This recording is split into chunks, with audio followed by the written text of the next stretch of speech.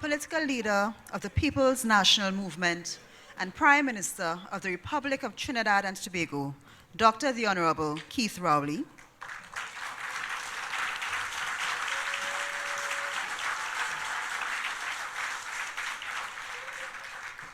Party Chairman, the Honorable Colin Mimbert, General Secretary of the PNM, the Senator Foster Cummings, Deputy Leaders and other members of the PNM leadership, my cabinet colleagues and members of Parliament, members of the THA, PNM family. My name is Dr. Nian Gadsby-Dolly, Member of Parliament for St. Anne's East.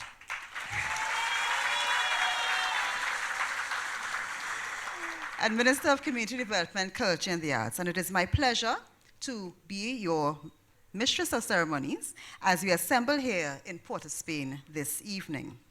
I want to give a special welcome to the executive and constituents of Port of Spain South. Do we have Port of Spain South in the house?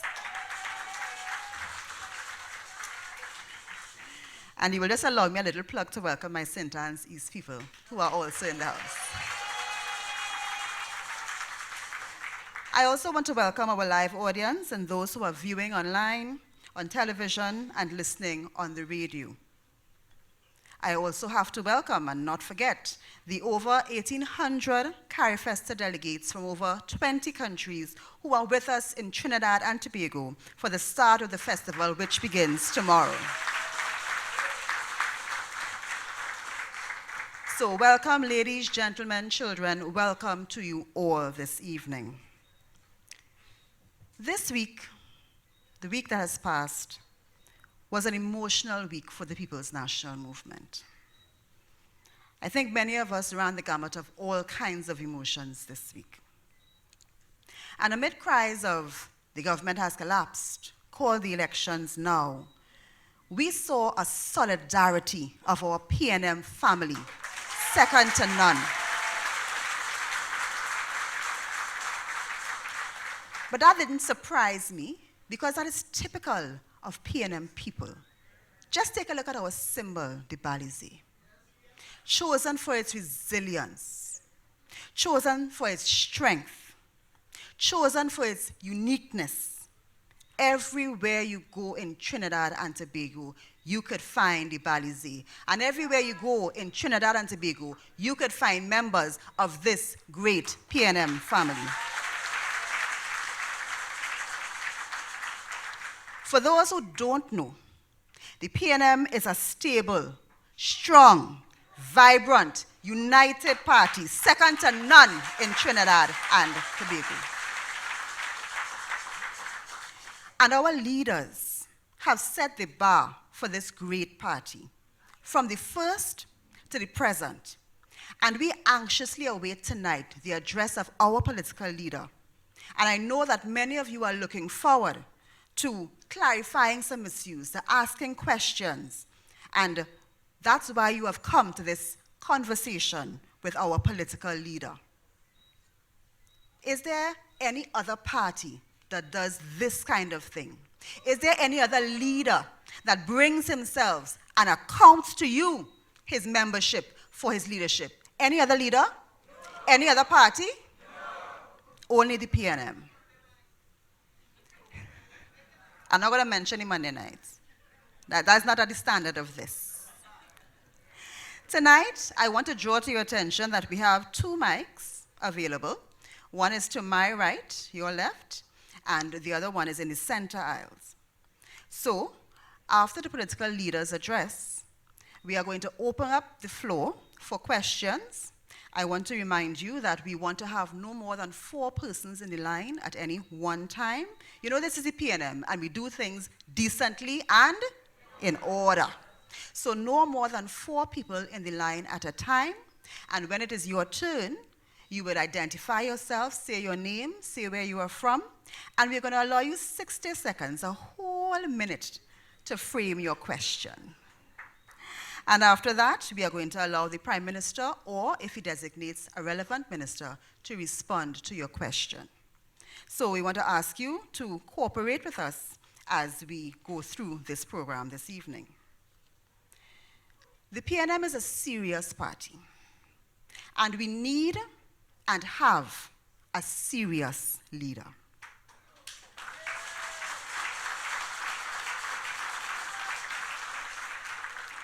This leader fears not opening himself to questioning and to accounting to his members for his leadership. That is the nature and the character of this man that we are privileged to be led by. This man, our Prime Minister, Dr. the Honorable Keith Rowley. He reminds us of the Balizé, doesn't he? Standing the test of time through fire, water, whatever comes. And he has proven himself worthy time and time again of our respect and our full support as party members. This is a leader not afraid to make the tough decisions, not afraid to fulfill his oath and serve us faithfully without fear or favor. It is my privilege at this time to ask our Prime Minister, Dr. Keith Rowley, to bring us his opening remarks.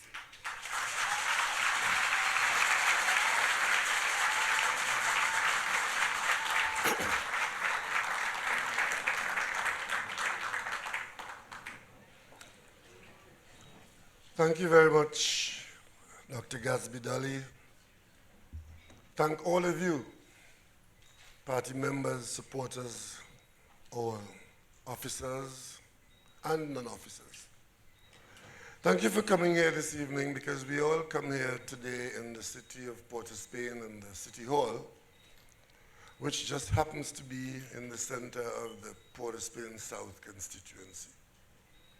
So tonight, is there anybody here from Port of Spain South? Yeah. Okay, Port of Spain South, your party is here with you to commiserate with you and to share your pain, your disappointment, your hope, your anger, but to let you know that as we meet here this evening, we are first and foremost citizens of the Republic of Trinidad and Tobago. We are also members of a venerable organization. This is our 63rd year.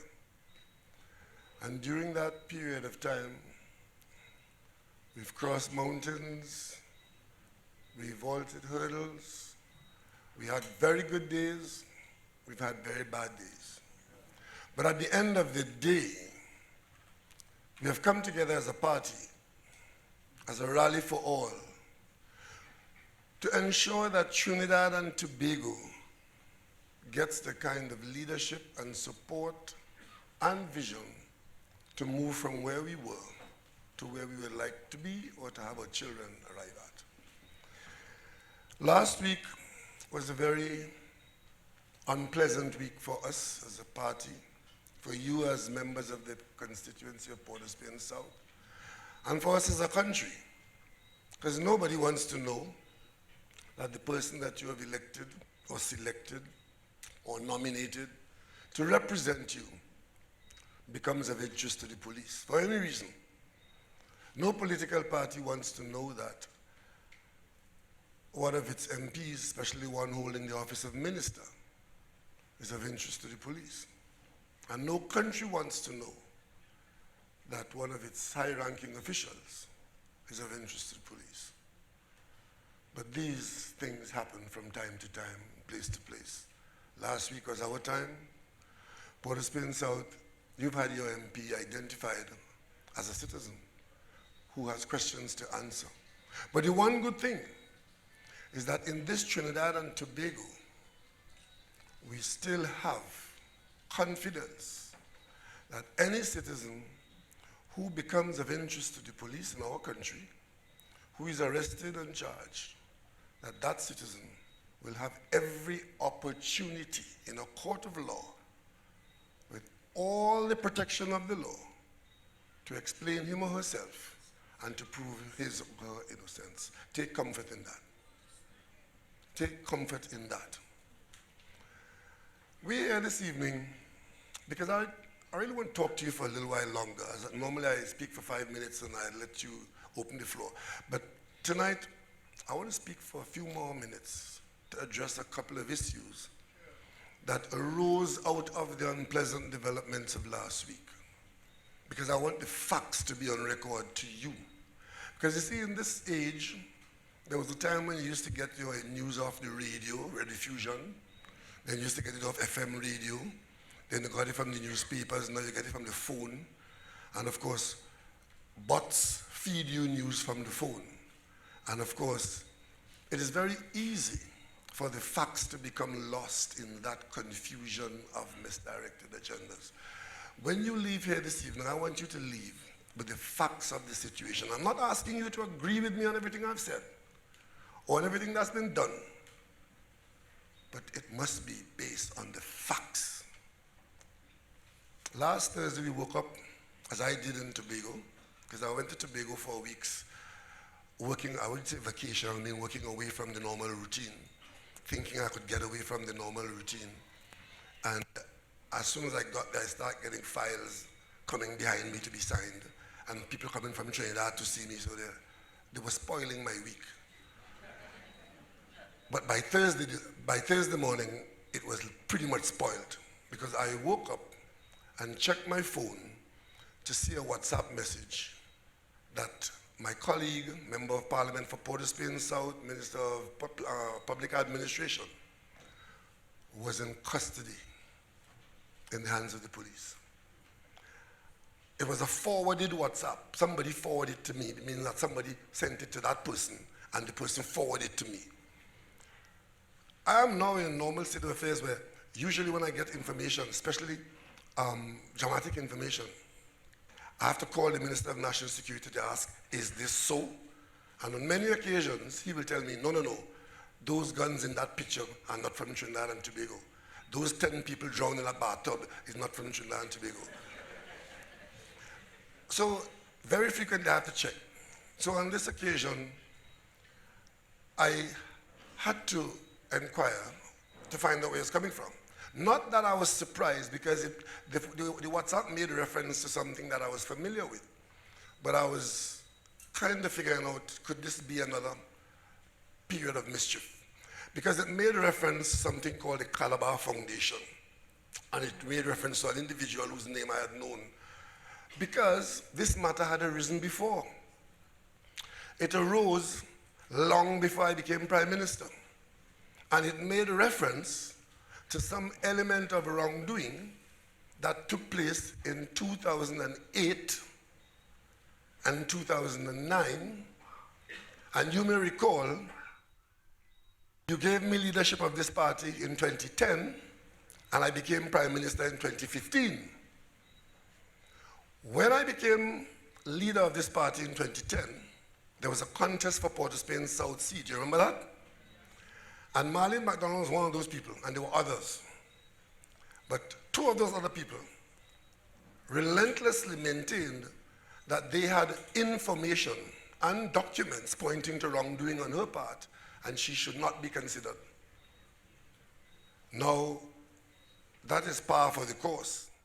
Those documents and those allegations had in fact been sent to the Integrity Commission before I became leader of the PNM. I want to repeat that. The allegations and the documents referred to at the time of screening, when we screened in 2010, had been sent to the Integrity Commission to examine whether in fact that public officer had violated the Integrity in Public Life Act. I didn't know that because, as you may recall, I wasn't part of the government then, the cabinet. I was fired in 2008. So I was on the back bench on the other side of the parliament, and I could tell you something else too. At that time, there were only 2 members of my colleagues talking to me then. They were staying so far from me, I thought I had the plague. So even if that was going on in the government, I wouldn't have known, because Donna Cox and Judah Regolo wouldn't tell me. They were the only 2 people talking to me then. So an investigation took place, and it was concluded before we lost the election in 2010. And of course, you know, as we lost the election, within a week, I was in charge of the party. At screening time, when this thing came up, of course, you know, in our screening, we examined the candidates. That's what we do. Last night, we did from 5 o'clock till probably almost 11 o'clock, examining local government. We examined the candidates. A team of people here, plus the executive of the constituency.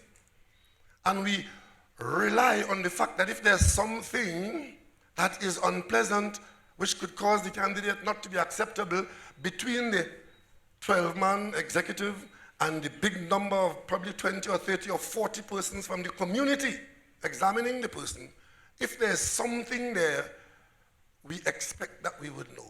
But that is as far as we could go. And sometimes we make a little deeper check on a particular issue. And that is called screening. You know? So we screened in 2010, and Ms. McDonald produced her integrity in public life exoneration from the Integrity Commission on this issue. She was a candidate, and you in Port of Spain South, you elected her with a huge margin. Port of Spain South. Then we went into the polls in 2015. The issues were coming around again because there were persons who thought that they could get the seat, and so on and so on. She won the seat, we won the election, and I'm sure you would have been the most disappointed person, or group of persons, if Ms. McDonald, who at that time, deputy leader, chief whip, did a very good job as chief whip, if she was not given a cabinet portfolio. She was a very good chief whip. And when she was made Minister of Port of Spain South, you were very happy, party was very happy. But the allegations continued. And I remember commenting that, listen, this matter had already been dealt with and was found by an authority not to have any basis. They said, no, we have new information and we need it to be examined. And the media was onto it, and they were vociferous, and they started to make all kinds of statements. I said, an investigation is warranted because it was said that there was new information. And you know what I did then? In order to allow that investigation to take place, I removed Ms. McDonald from the cabinet. She was removed from her portfolio at Ministry of Housing, and you were very sad in Port of Spain South. But the Prime Minister have to do things from time to time that make some people sad. And you were made sadder when I did what I had to do.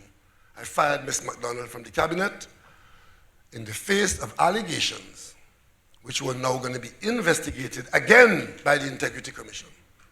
That investigation eventually ended with a position that they have found no question for her to answer.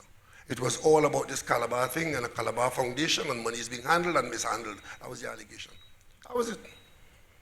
But I said at the time, when I brought her back, that if the police finds, because there was reference that the police is investigating, I said, well, if after all this, if sometime the police finds something that is different to this, that warrants my attention, rest assured it will have it. And we proceeded. And she was there as Minister of Public Admin. Last week was that time when the police found something else. Calabar plus other foundations, plus witnesses and things that we never heard about before. Last week was new information in the hands of the police. Today I was asked whether in fact going to her house at 4 o'clock in the morning and keeping her in custody for 4 days was the best way to handle it. My answer was, and still is, I don't tell the police how to do their job. Simple as that. However, your MP, my colleague, minister in my cabinet, is now on bail. This thing started Thursday morning. You would have heard and you would have seen the media, TV and papers, Friday, Saturday, so the Prime Minister must act, the Prime Minister must fire, the Prime Minister must do it. I said to the media, when I saw that WhatsApp and a few more in a few hours' time, I said, I have no new information. But since it is apparent that the police has Ms. McDonald in custody, I know the law. They will eventually have to take a position within 48 or 72 hours. The police will come to a conclusion and will advise all of us, including me, what she is there for, what the outcome is, and what she's facing. And at that time, I will act. I remained in that situation until 10:30 on Sunday night. That was the first time I got any information that came from a source that was an official source. about the status of my colleague, what she was facing, the reasons for her custody. It was then clear to me that I had to act. A minister of government was to be charged. Because up until Sunday night, there was no charge, it was an investigation. Of course, there's a point of view that because of the two things that happened before, where the exoneration happened twice before, that from the time her name called on Thursday, I should have fired her. No, there's another side to that shilling. If twice before she was found not to be guilty, and it's the same thing we're dealing with, isn't there a chance that the third time might be the same? I don't know. Let's see, let's wait. But there's a point of view, which people are free to have. It's still a free country, you're free to have a point of view. But I too have a point of view. And my point of view was, let me wait on this third occasion and see what the police is saying to me. And when the police said to me on Sunday night that it was confirmed that there were charges to be laid on a minister of government, I too, members of Port of Spain South and members of the party, members of the national community, I too felt very sad about that development. And I wish my colleague well. I wish her well in her defense. And I know that she'll get a fair trial. This is Trinidad and Tobago. But immediately this happened, what was being fed to you was not a story that there are allegations about citizens who misconducted themselves with public money. That wasn't the story last week. The story last week was that the Prime Minister showed bad judgment, and therefore we must call the election now because the country is in crisis. I, as your Prime Minister, in this day and age, I am supposed to instantly fire a minister of government because I see something on Facebook. And if I say I'm waiting on the police to confirm that this is the state of affairs, I am tardy. I am an abdicator. Well, I want to tell Ralph Mara something tonight. When I abdicate any responsibility of mine, I do it soberly. Sober reflection.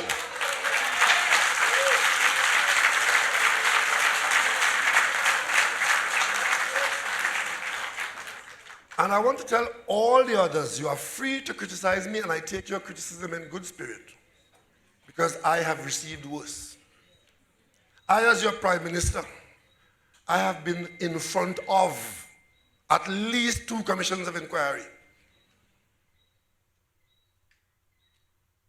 Cross-examined by lawyers, accusing me of all manner of evil. And when that didn't work, there were other allegations of the worst kind made against me. This is the political arena of Trinidad and Tobago. So as Prime Minister, when I act against a minister or a public official, it must be based on reasonable judgment and on facts known to me at the time when I act. So in hindsight now that charges have been laid, I'm being asked by elements of the media, now that this has happened, do you think that you should have appointed her? No, let's get serious. Now that this has happened, do you think, let me ask all of you divorcees inside here, now that you have been divorced, do you think that you should have married that person?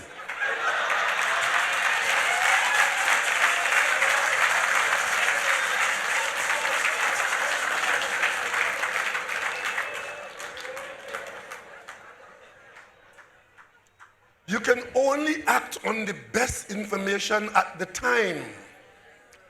And as things change later on, you are required to act. And that's all there is to it.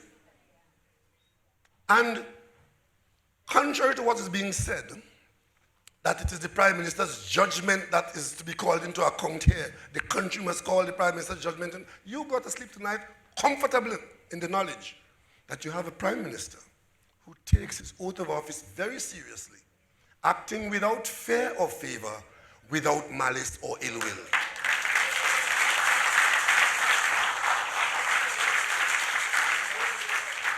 So the news story broke on Thursday.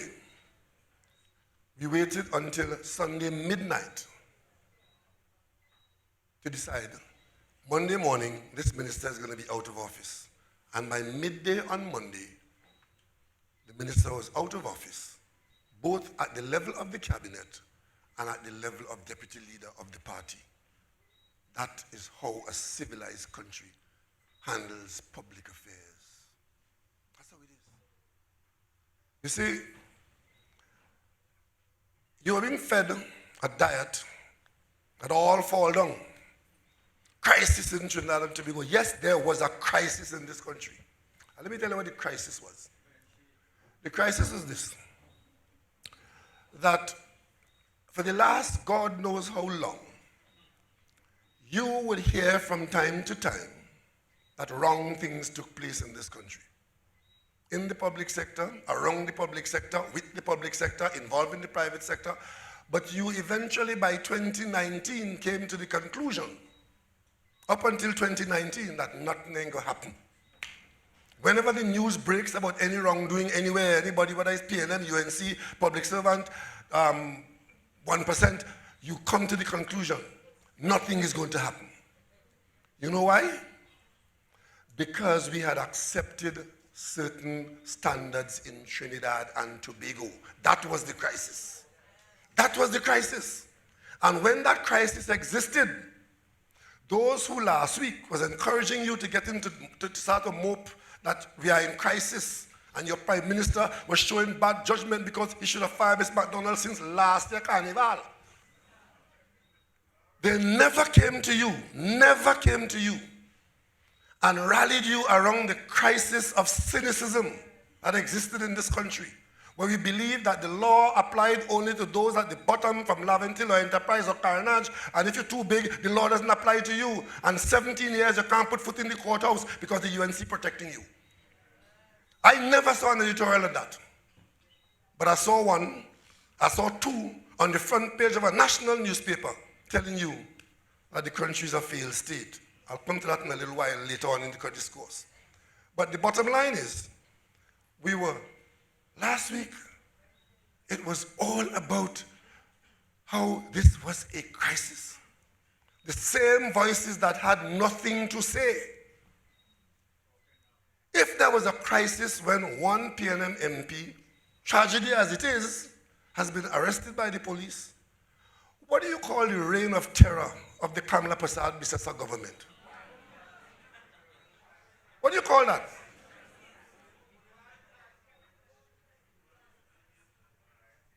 I called you out on a Sunday, one afternoon Sunday, and told you all, meet me outside the Woodford Square at 2 o'clock one Tuesday afternoon, because we're going up to the president, because we want to find out who interfered with the law, used the parliament to create a loophole for 2 UNC financiers to escape the courthouse. You came in your thousands. That was a crisis. That's what a crisis.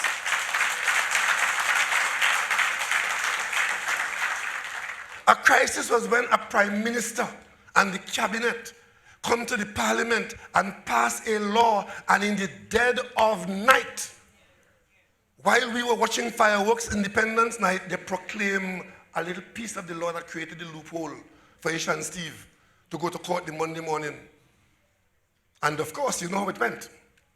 They were in court as the door opened on Monday morning, they went through.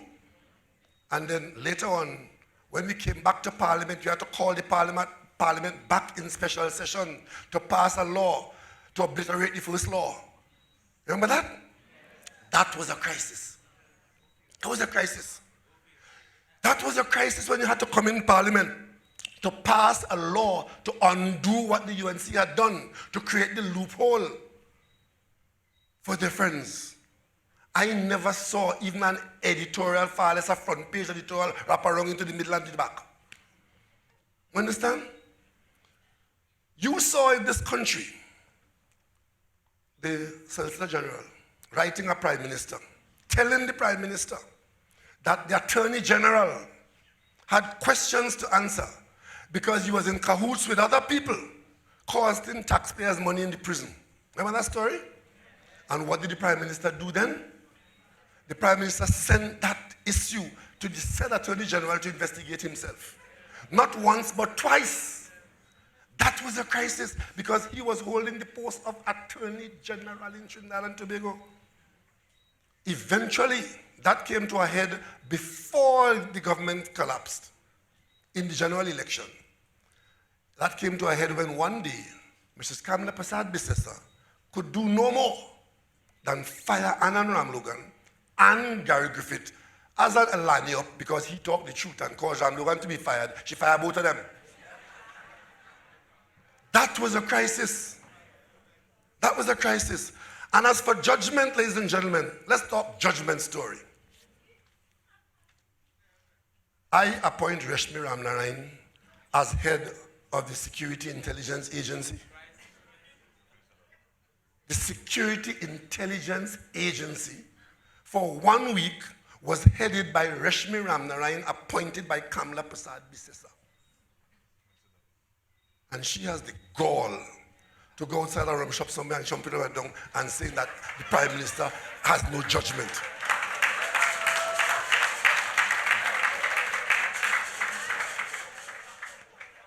I tell you these things so that you will know how to take the onslaught that you faced last week. Oh, you know something? The reason why we are doing this, why we're behaving like this, why we're so upset, why it's a crisis, is the first time a minister ever got arrested in this country. I saw that last week.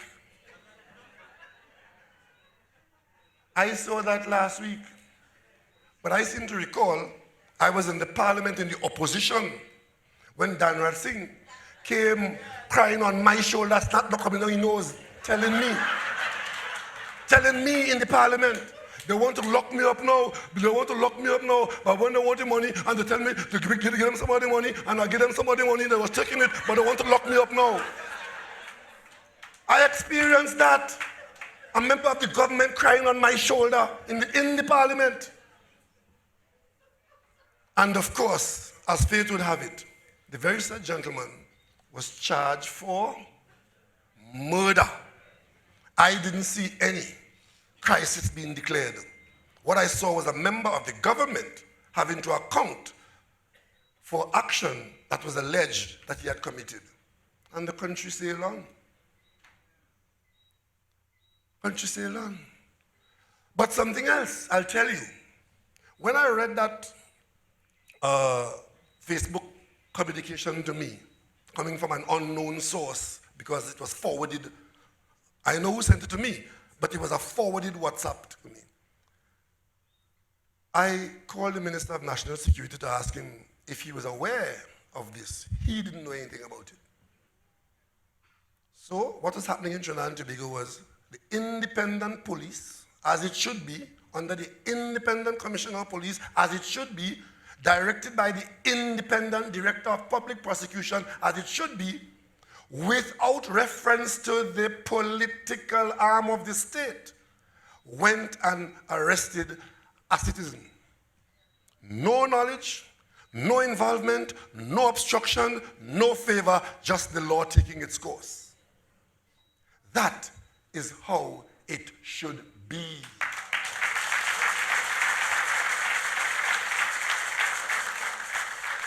So instead of a crisis, as they were egging you to believe, it was a state that you had become unaccustomed to. You're not accustomed to that. There are two things you're not accustomed to. Because of their conduct, particularly in recent times, you have been lied to for so much that you cannot believe the truth and accept the truth when it comes to you. You do not know how to accept a prime minister telling you the truth, not fearing the consequences. And that is how it was when Marlene MacDonald was arrested. But you know when Dhanraj was arrested, you know what happened? Let me tell you all what happened for those of you who didn't know. And for those of you who know, let me remind you. The UNC went to court. They went to court to challenge the instructions of the DPP to the Commissioner of Police, which resulted in the arrest of a minister, their colleague. Did you all know that? Go and read Justice Nolan Barrow's judgment. Ask your friend, or if you're one of your MP or somebody, to get Justice Nolan Barrow's judgment under the PNM. No such thing happened or could or would happen because we operate to a different standard.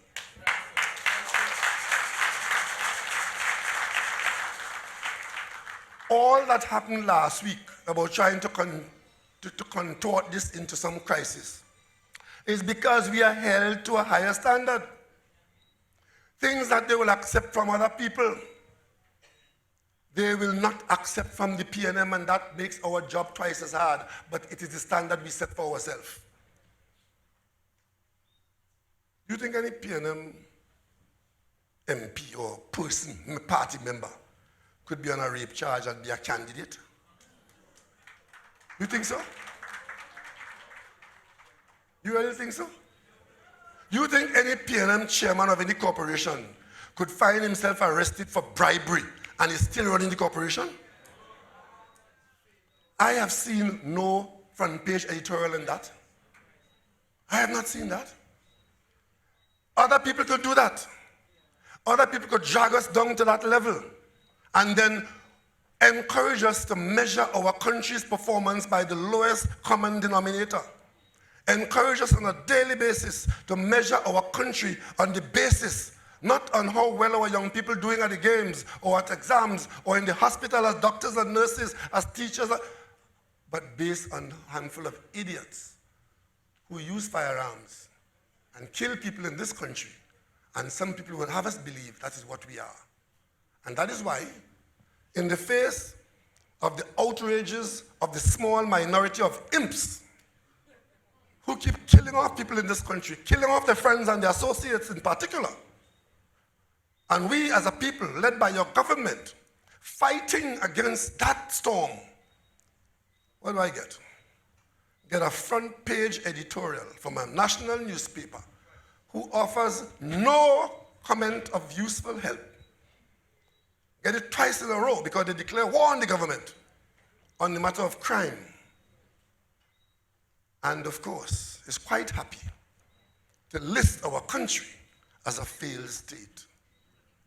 Ladies and gentlemen, a failed state, Trinidad and Tobago, we have not succeeded in overcoming the criminal element. That is a fact. But we're not the only country that has been fighting the criminal element, and the criminal element, like a hydra, every head you cut off, it grows two more. Let me give you all a little story for the younger ones in here. I was building a house in Goodwood Park in 1984. My friend and I went up there at the job site one evening just before sunset, and we saw a white car parked up, and there were two young men in the car. And I don't know what I thought, but I won't tell you. But my friend who was with me was a police officer, and he recognized one of the gentlemen in the car. And I saw him go across to him in the car and call him by name and started demonstrating with him. And when he came back to the car, I said, what's going on there? Because I thought I knew. He said they were snorting cocaine. And I'm going to tell his father. Because my friend knew the guy's father. He was from West Moorings, where my friend lived. That was the first encounter I had with cocaine in Trinidad and Tobago. Because before then, we heard about it and read about it in the American sphere. But here in Trinidad and Tobago, 1984 was the first time I came that close to the thing. And from that date of innocence, in that period, cast your mind back. How much of this country has changed by virtue of the fact that as the Americans put pressure on the cocaine trade through the South American route, they started coming through the Caribbean route. And the best place, the best jump-off place from the Caribbean route going to North America was Trinidad and Tobago. And the cocaine started coming, and the guns started coming with the cocaine, and the gun owners started staking out territory, and of course the murder and mayhem started, and it continues until this day. Fact. Fact. And this nation has been fighting that until at one point, our budgetary allocation became the single largest area in national security. And they corrupted the entire society. In case you don't know that. They corrupted the entire society. as those who handled the trade got rich and rich and richer. The Americans have been fighting that trade. They have all kinds of resources in America. They have all kinds of subunits in their military and their intelligence units specifically to fight the drug trade. Today, they still have a $40 billion drug trade in America. But in Trinidad and Tobago, we're fighting. We're fighting the drug trade. We're fighting the gun trade. We're fighting those persons who choose crime as a way of life. And we're fighting those who prosper from the criminality of that trade that has virtually destroyed this little island nation. I didn't see any front page editorial on that. But 3.5 years as Prime Minister of this country, I am supposed to have waved a wand and it's gone. And the front page editorial was about crime. And they listed everything I said about crime and what my government will do about it coming forward to 2019. Not a word, not a line of what we have done, what we are doing, and what progress we're making. Not a word. And you know why? Because the intention of that editorial is not to update you and inform you of where we at as a people on this trade. It is to try to convince you that the Prime Minister is incompetent because he said all these things and as nothing has been done, and you can only conclude that he's a talker. Those who jumping up and down and waving that as authority and tell it, you see a front page editorial and saying that about crime and that we are a failed state. What they're not telling you, they preferred the crisis of an earlier time. When it came time to vote for a commissioner of police, it was only because you voted the PNM into office why there was a vote in the parliament to appoint a commissioner of police. During the election campaign of 2015, we had to tell you and you gave us a mandate to appoint a commissioner of police because the previous government, Kamla Prasad Bisesa, for 4 years, had a person going every 6 months, up and down every 6 months to see if he will get us attendees. And say that is the best way to run the country because according to Anand Ramlugan, he will function better if he acting as commissioner rather than if he was appointed. You told us to appoint a commissioner of police. We knew that the morale of the police service could only improve if they have proper direct leadership that they could respect and could work with. We came into office and within weeks, we were in the parliament amending the regulations to establish an authority to start the process to hire a commissioner of police. Because they were hiding behind the fact that the law didn't actually spell out who should start the process.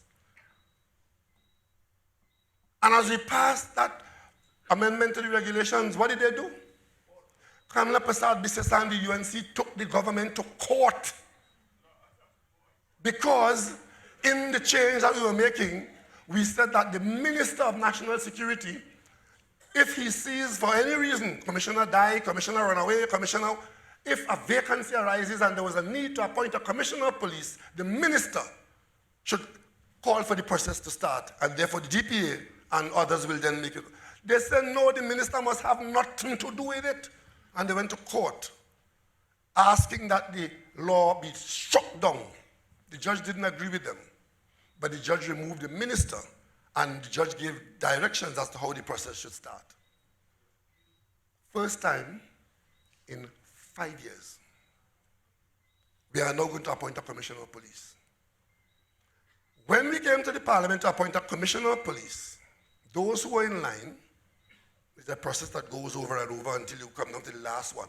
When it came down to the last two, either or, the UNC voted to retain the services of Commissioner Williams, who had been in the job for how many years, and the results of which were well known to us.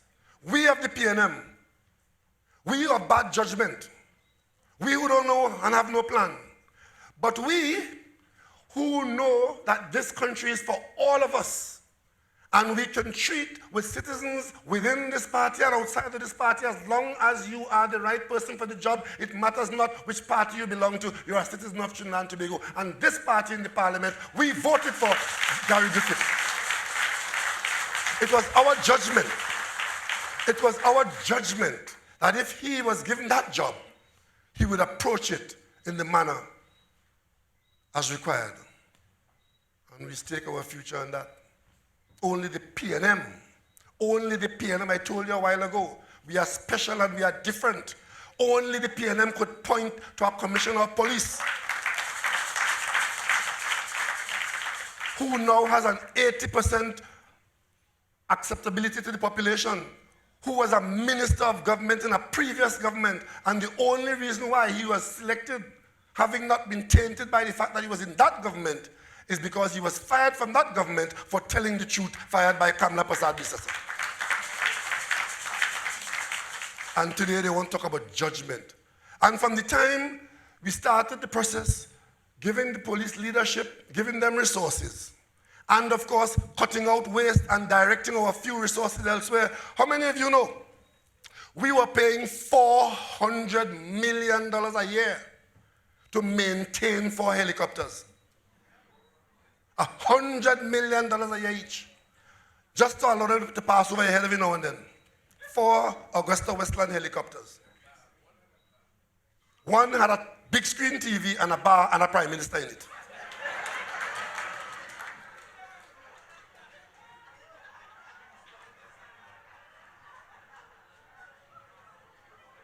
As you think that is entertainment, juxtapose that against last week's news. Judgment and attack on the office of Prime Minister and crime overwhelming us. Helicopter have TV and have a bar. This Prime Minister could tell you, I am towards the end of the 4th year as your Prime Minister. I have never sat in a government helicopter. Never. And I've been functioning quite well.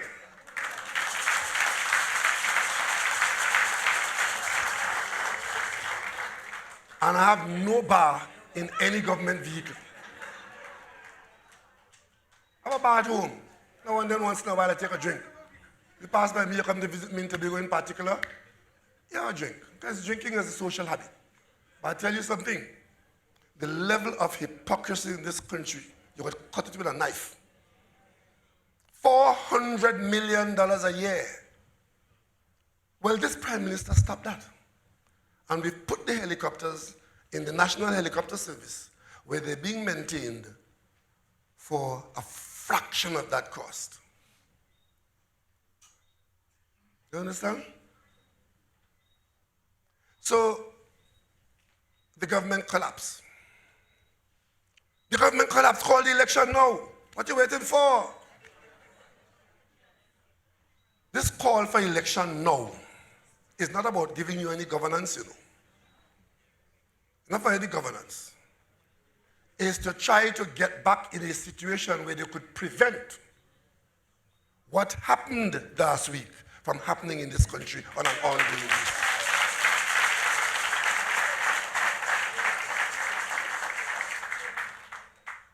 And you would not believe when you listen to our political opponents. I mean, this country is a hell of a place, you know. Tonight, a young gentleman who formed a party, because apparently some of the young people are infected too. This fellow formed a party and he has not been able to say anything to you politically. But with this unfortunate development, he saw the grounds for calling a press conference today. You know what the press conference was about? A press conference called by the leader of a political party in Trinidad and Tobago to criticize the PNM members for feeling sorry for Marlene. I kid you not. But, so the government has collapsed. And we must call the election now.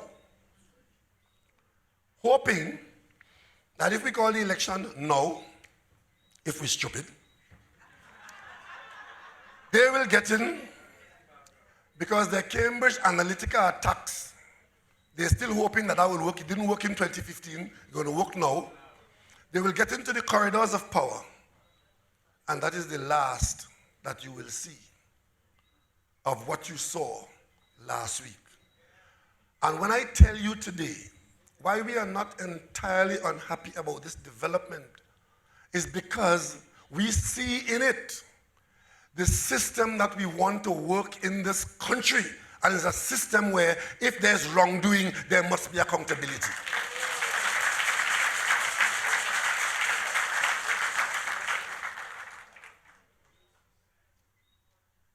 So, in recent times, I've been saying to you, as we make these changes, that we are building a new society.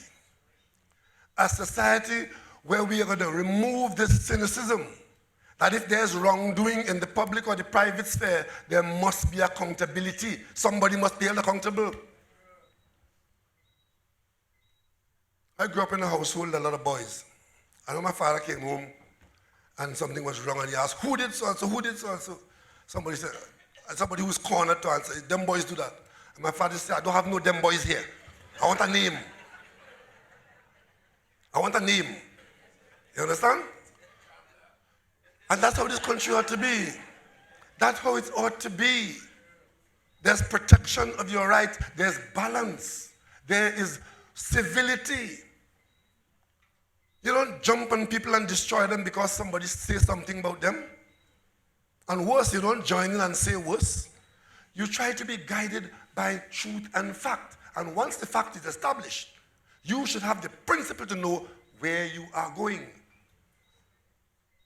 But let me say a little bit about this failed state. We, here in Port-au-Spain South and elsewhere in the country, we don't have the means to broadcast and to publish the good news of this country. Nor to say that we will shape the conversation because we are a failed state.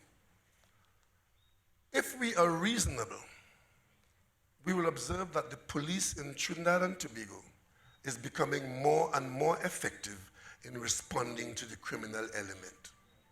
If we are reasonable, we will see that. That is not to say that we're not a long, long way from a point of satisfaction, because we have gone so far away from normalcy that it will take us time and effort to get back anywhere near normalcy. Some people want to know the date, whether it's tomorrow or next week. And they also want to know why the Prime Minister not flicking a switch. Today I saw some drivers somewhere in the South have an issue by the taxi stand, and they put up 2 placards calling on the Prime Minister to fix it. For me, if I didn't open the papers, I had no idea what's happening in some taxi stand somewhere in around South. Of course, the problem that you have at the personal level is the most important problem in the world, and the person who runs your affairs, the Prime Minister, is responsible. That's what it is. And you've got to see it like that. You've got to be reasonable. But when people have problems, sometimes they get desperate. And of course, as we talk about failed state, that is not my disappointment. My disappointment is that in the private sector in Trinidad and Tobago, there are people who are reporting huge profits every 6 months, every half year, every year, billions, $500 million. And this country has need for greater humanity, greater economic investment, greater concern for the growth of the nation, not just the growth of family wealth. There are companies in this country. They produce blocks, they produce roofing, they produce tile, they produce this. And there are 100,000 people out there, some of them in this room, lining up for a public sector house, which the government can't afford to build. Even if we try to build it, we're building a few to keep that demand. We have incentives. We say, build a house for as much as $700,000 or $800,000, and the government guarantees you $100,000 profit in that exercise. And of course, you would make a family happy. Wouldn't build one house, but it's a failed state. And of course, in this failed state, the same business houses who are labeling us failed state, their profits are increasing incrementally annually. Tonight, before I came down here, I looked at the returns for the banks in Trinidad and Tobago in 2017, 2018, in all that difficult period where this government was holding this nation afloat. They made increased profits. And the very mouths that are talking about failed state are the ones that are also reporting from the other side of the mouth that they're breaking records in profit. This state would fail if we don't become our brother's keepers.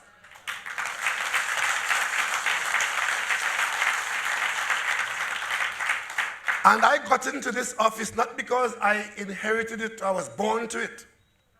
I got into this office because I had confidence in you, the people of Trinidad and Tobago. I campaigned on the grounds that doesn't matter what the problem is that we are addressing, and we do have many problems. But I genuinely believe that the vast majority of people in Trinidad and Tobago are decent, right-thinking people. I place my future in that. Regardless of their race, color, class, or creed, I believe that the people of my country are decent, right-thinking people.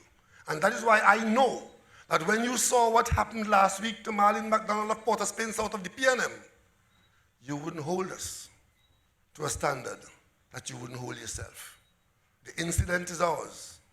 Whatever flows from that is ours. The matter is sub judice, we don't discuss it here. But it is not that something wrong has happened. It is what you always wanted to happen has finally begun. Has finally begun. White-collar crime in Trinidad and Tobago is finally being focused upon by the authorities in Trinidad and Tobago.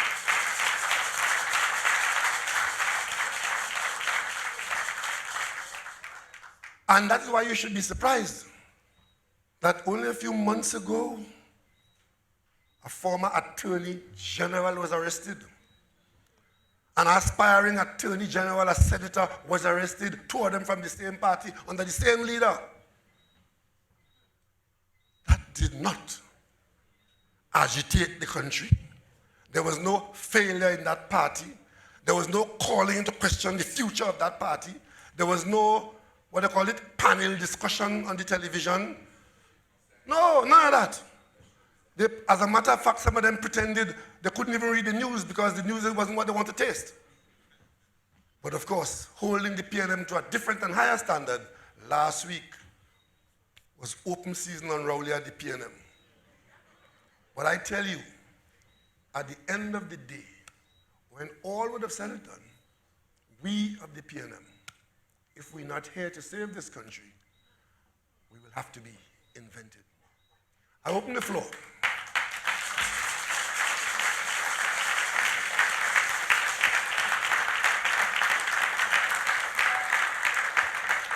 Ladies and gentlemen, I want to remind you of how we are proceeding tonight. You have a mic in your center and a mic to your left. No more than 4 people in the line. I want to ask if we can please mute our phones. Quite a number of phones are going off. Could you please look now and make sure your phone is on mute? So we have persons gathering in the line, and we're going to take you in alternating fashion. So we'll ask the gentleman to start. Remember to identify yourself and your location and ask your question in a whole 60 seconds. Thank you very much, Madam Chairperson. Good evening, Prime Minister of Trinidad and Tobago, and all those listening and watching on media, social media and otherwise. My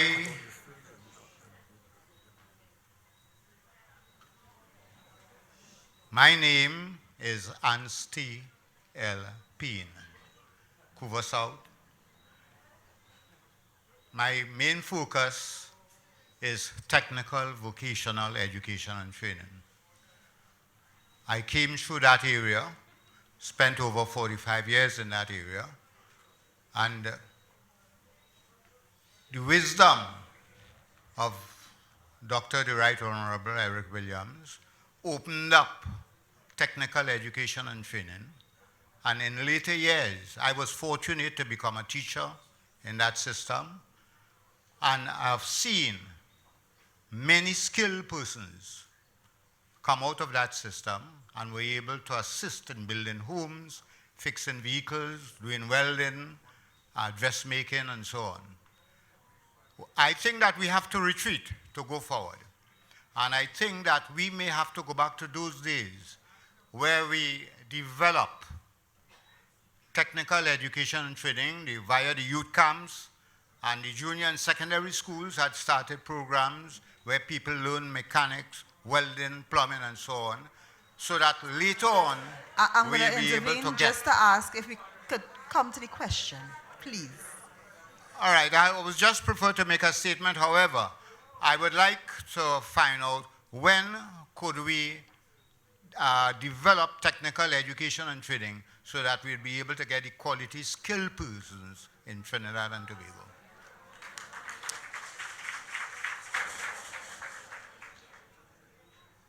At the end of the day, careers are voluntary. And what happens is that most people, as the country progresses, more and more people do not see their fortunes tied to that kind of career or to manual labor, whether it's in agriculture or in cutting timber for furniture, something like that. People tend to aspire to something else which they say is higher, and we have fewer and fewer people who are prepared to accept that as their choice in life. But we still have some small element which can be expanded, and as we look for solutions to our problem of what should the youth get involved in and where can we make a living, we will always be willing to consider vocational training as part of the curriculum. But many are called, but there are few answers. Mr. Hines can tell you about what is happening at the Laventil Technology Center, where a similar claim was made that if we had a technology center where these youths could come and learn something, the problems that they're facing would largely go away. But the problem now is to get enough people to come to this center and to absorb the offerings of that center. That becomes one of the problems itself. So what was supposed to be a solution has created its own problem of trying to get people to come and make use of what is available. Yes, lady, please. We'll Go take the ahead. next question from the center. I am Lynette Dolly, Woodbrook Residents Committee. Did I hear that name? Lynette Dolly. Oh, I thought you said Rowley.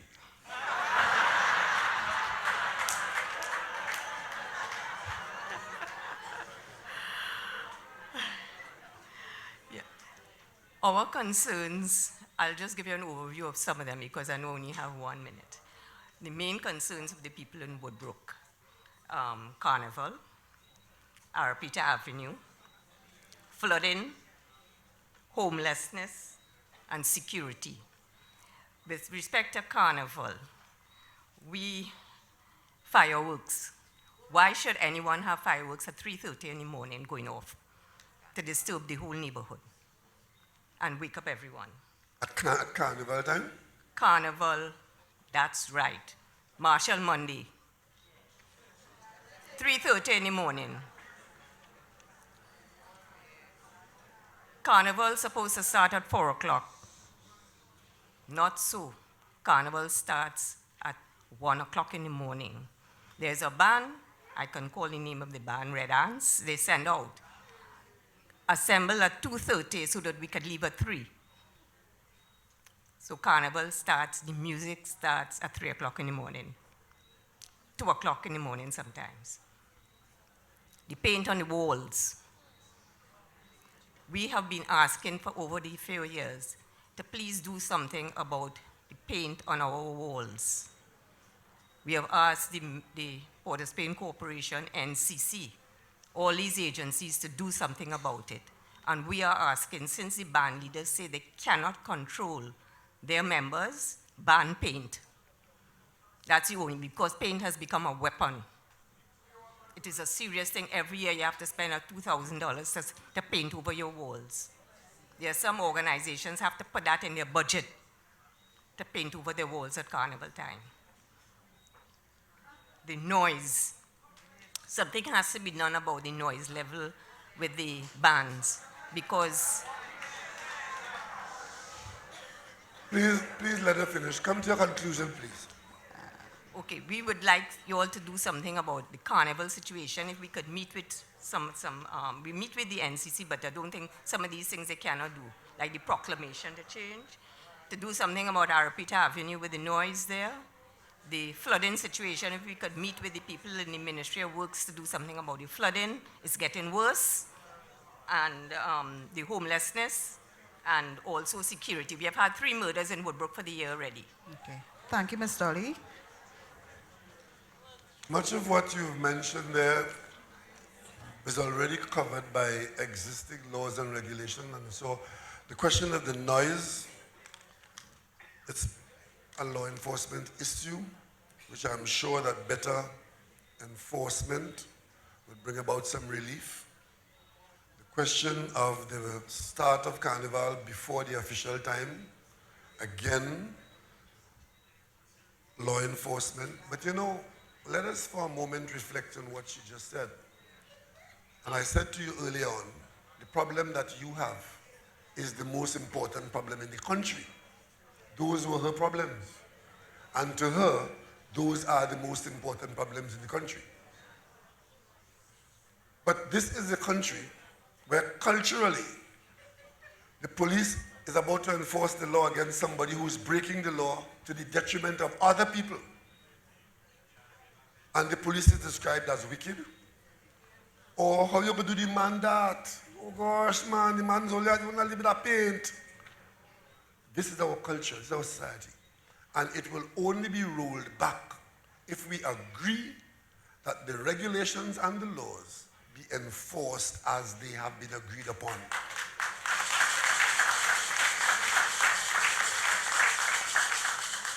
And with respect to bands of thousands of people passing down the road and some of them, 1 or 2 of them, fouling your wall, it requires a call to the band members, the players, that Carnival is not to be destructive.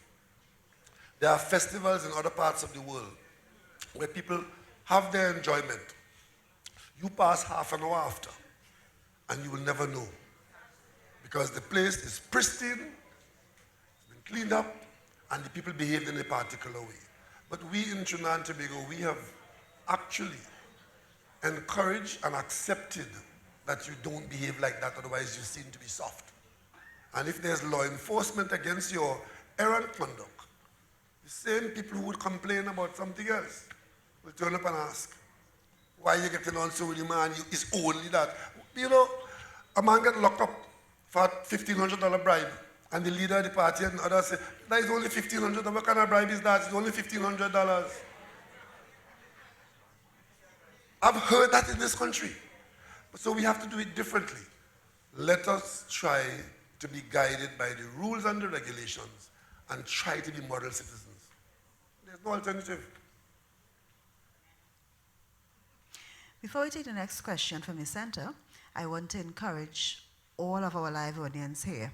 Many times we sit in constituency meetings and there are many people who have lots of questions. So this is your opportunity to ask your question. So if you have a question, please join our lines so that we can ensure that your questions are answered, just like you asked them of us. So we'll take the next question from the center. Good night, people. My name is William Austin.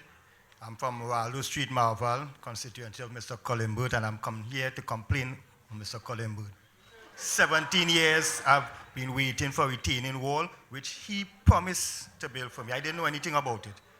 To the 1990 floods, every election come up, campaigning, he promised to build this retaining wall for me. It was a little ravine, but with the constant flow, it now becomes, says, 6 feet from my fence 17 years ago, now it's 2 feet. And every time I go to the office, it's come back, come back, come back. 17 years. I try to build, I have 7 girl children, and I try to build a place, an apartment for each one of them on the little at Lana Heritage. So I come here to complain on Mr. Coleman. I like him to please build the wall. Okay, let's let the Prime Minister respond.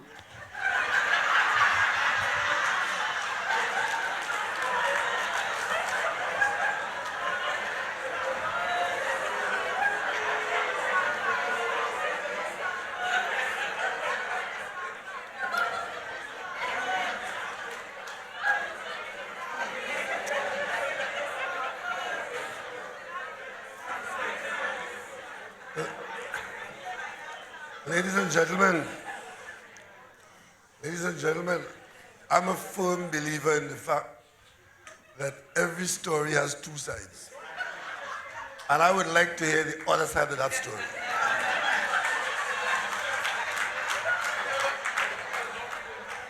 Before I answer, Mr. Prime Minister, is that the same gentleman who contested elections against me?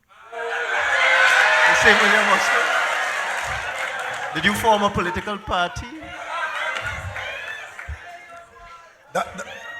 The question, but I don't think that is the appropriate question. The question is whether he should have made the promise 17 years ago and not keep it, or whether there's a wall to be built.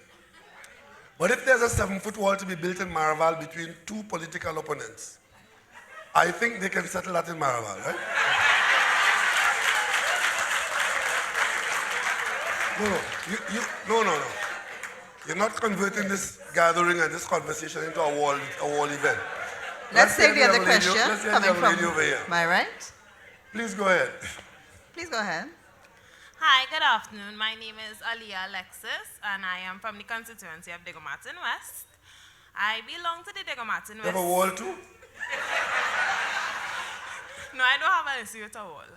I belong to the Degomartin West Youth League, and my question tonight is based on the youth uninvolvement within my community and my constituency at large. I want to know if there could be some things or some measures put into place to implement greater activity amongst the youths, because even though you may say we have community centers or we have these activities, we have sporting facilities, there's nothing to motivate the youths to come out. You may put these measures into place, but when youths like myself come out and we try to encourage our peers to come to meetings or to come to discuss things with people, the older heads of the party tend to make us feel less important and we become demotivated. We don't want to come out and show ourselves and come to say, well, this is a great party. Let us continue the movement forward. We are demotivated. Even if you put different things into place. We have this program, we have YTEP, we have our new sporting facilities. There is nothing to say. The youths are heavily motivated, and at the end of the day, persons under 25, we pick up a large percentage of the population, and we are the voting populace. And we are the persons that we need to mobilize the youths. Let us come out, show our face. We have to carry the party forward at the end of the day. So I think that there should be more measures put into place to make youth active.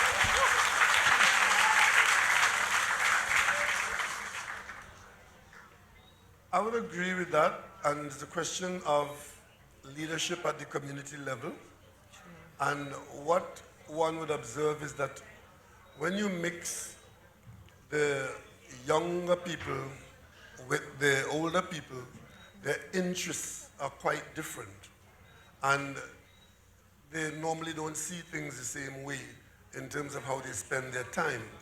So what we have found is a successful approach, and we could do more of it if we are able to get the leadership at the local level, is to have youth groups doing youth things. And that becomes only available and successful if that leadership emerges, because it's all voluntary. You can't force people to do things. If you get voluntary leadership, and then you attract people to do the things that they are interested in. And you're right that we have all these facilities which are largely underutilized in many areas because we have not been able to mirror the effort in building the facilities with mobilizing young people. And It is something that I would like to see myself. And we work a little bit on it. Like this year, we had a youth camp, which was carried on in the sporting complex for 3 weeks. And it was very, very well attended. And I must tell you, when I visited them, the youngsters were very motivated but it was driven by a small group of leaders. So I think what is missing is that youth leadership supported by the adult leadership, and you can come up with great ideas to make use of the facilities. Because you know, if those facilities were not there, you would have been hearing, oh, if we had this center, and if we had that, and if we had that, as though by magic, if you have it, these things will happen. Because we do have them. And it's only where there's an effort to use them that some of them are being used in the way they should be. So we need to just do more and more of that and identify. And one of the things that older party members could do and should do is to arrange situations where you are mentoring, not doing it for yourself, but do it for young people who you mobilize to be benefiting from what you do. That's one of the ways it can be done. Because that camp I mentioned there, we had about 60-odd people there. There were about half a dozen adults and some young camp directors. A lot of young people every day of the week taking part in different productive activity. And it was very successful. So it's a model that I think we can use more and more of. The floor is open, ladies and gentlemen. Is there anyone else that wishes to ask a question at this time? We ask you to please come forward. You're going to take the gentleman who is at the mic on my right. Go ahead, sir. Good night, my beloved. I haven't been called that before, eh? Praise the Lord, man. I said, praise the Lord. Praise the Lord. Yeah. Good night, ladies and gentlemen. My name is Raleigh Thomas, close to my beloved Prime Minister. R-A-L-E-I-G-H. Raleigh Thomas. I'm from Upper Belmont Valley Road, Mackay lands.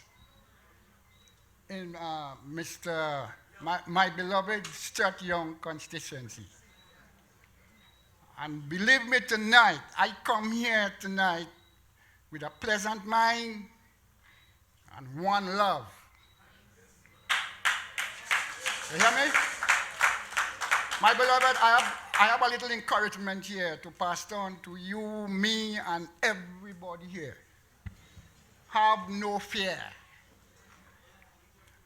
I will give one little illustration here tonight. Psalm 37. And it goes like this. Fret not thyself because of evildoers, neither be thou envious of the workers of iniquity. And just a little lower down he said, trust in the Lord and do what? And do good. Do G-O-O-D, good.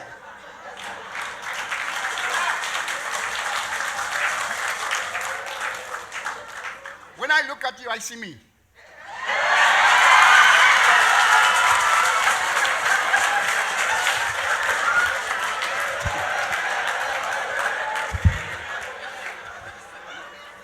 And I will say this before I finish. I listened to you this morning over the radio. And then I listened to you again on 91.9 this afternoon before I come down here. I sit down by myself. And I was eating 2 5 fingers. And what I said, look, Strongy, okay, they call me, yeah, people here who know me, you know, strong man. They call me strong man, right? Nice. I said, boy, you know I'm Strongy, boy? Oh, God, boy, you can't see your beloved to give him one, boy. But it's all right. My beloved, as I said it again, fret not thyself. What may I can't see where you're living, but I'm watching your back. Thank you so much, Mr. Raleigh. Thank you very much for your comments. and the encouragement.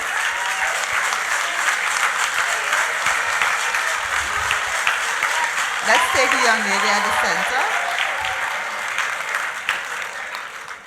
Good night, Dr. Rowley, and good night to everyone. Good night to you. Very good night to you.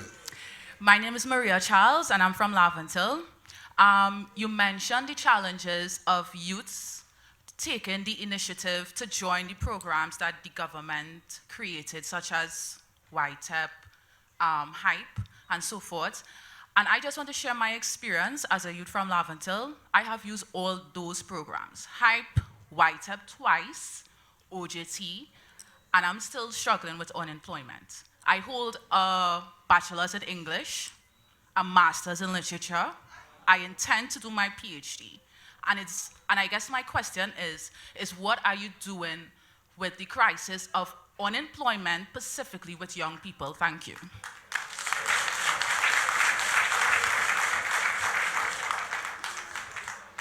What we're doing with respect to young people is trying to ensure that there are opportunities for them to participate in the national economy commensurate with their skills. Yesterday, we did something which was quite unique and desirable.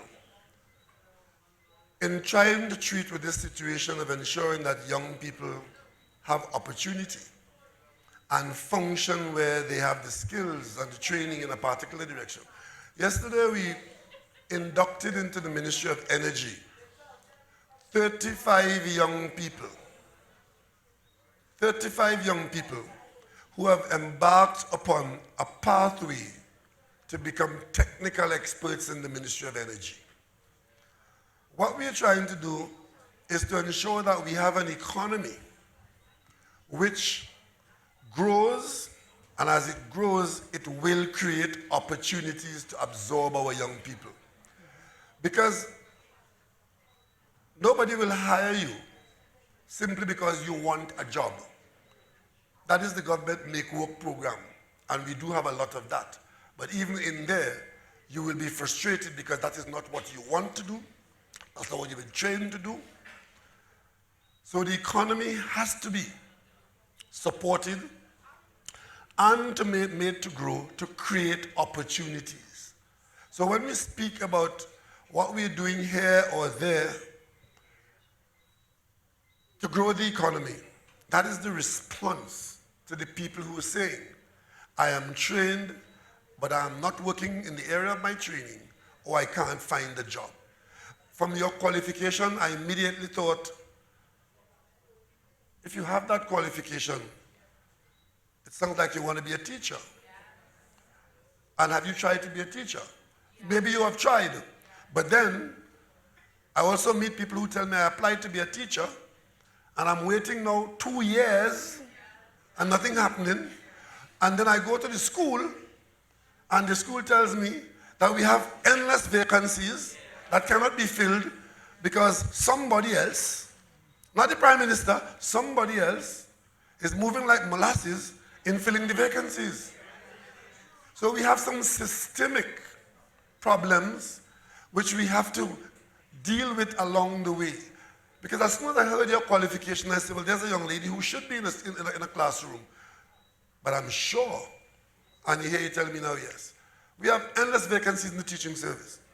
But then we have a system that says that the teaching service is it part-time?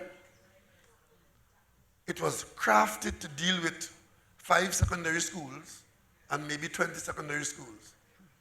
It still is in place to deal with 80 secondary schools and thousands more places to be dealt with. So we have some antiquated arrangement in place dealing with modern day problems. And that stands in the way of a lot of young people getting the opportunity that they should be getting now. The 35 people who we picked up yesterday and put in the Ministry of Energy are national scholars who graduated with first-class honors, who should be running this country. And to get them into that program yesterday, it required the Prime Minister having to direct and instruct the minister to go and find these people. And because I know they exist. This week we're going to get a few more coming out, having done well in exams. We send them to the best universities abroad. And then they come back here to be frustrated because we have serious systemic issues. Tomorrow, on Monday, I have instructed the Attorney General to have a press conference on Monday, specifically to talk about how we are and have impacted on the processes of delivering justice on time in Trinidad and Tobago. And as we do that, it will create opportunities for people because you can't hire 40 more judges and create 20 more courts and not hire more people to continue to do the job. But of course, if we hire more people, we got to find more money to pay them. Because you know, if the mountain come and you hire them and you don't get paid, then trouble. So as we interfere with one side of the waterbed, we squeeze one side, it bulges on the other side. We cannot have a system where we're losing 40% of our taxes that should be collected and want to hire more people and not be able to pay them. We have to collect the taxes because it is the taxes that pay the salaries. We have 3 hospitals about to be opened in the next few months. Before the end of the year, brand new hospital in Point Fortin has to be staffed, doctors and nurses, and all the technical help. Soon after, Arima, brand new hospital, has to be staffed. We've just started opening the Kuva Hospital. We're operating, doing that part of it that does diagnostic work. 40 patients a day doing MRI and other things in that hospital, and eventually the whole place will be operating as a new teaching hospital. It has to be staffed. I just turned the stud for a new hospital in Roxborough. It has to be staffed. I am just going to turn a stud for a hospital in San Ugandi. Has to be staffed.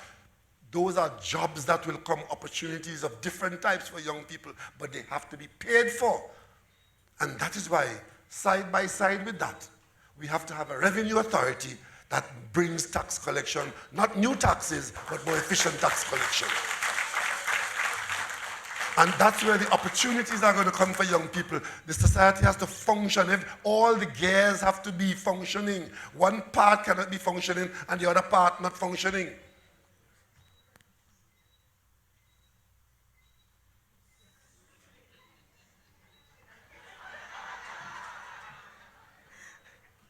Ready to go home? We invite the question coming from the center aisles. That mic on? I'm not hearing you at all. My name is William Pickering Now from you're Port on. of Spain. Now you're on. My problem to tell you is about using the internet in white-collar crime. That way you have to try and curb. If you want more information, I want to check you out and let you know about it. Now listen, I see you have a name on your chest. That is the right man to talk to about that. Yeah, well... Because he is responsible for cybersecurity. If you could set me up with him, I would be glad. Okay, I will mention to him that one of his constituents has some important advice for him. Right. What advice? Something. Ladies and gentlemen, the floor is open. If you have your question, this is a good time to come forward. Those from upstairs, you have time to come down if you have a question for the Prime Minister.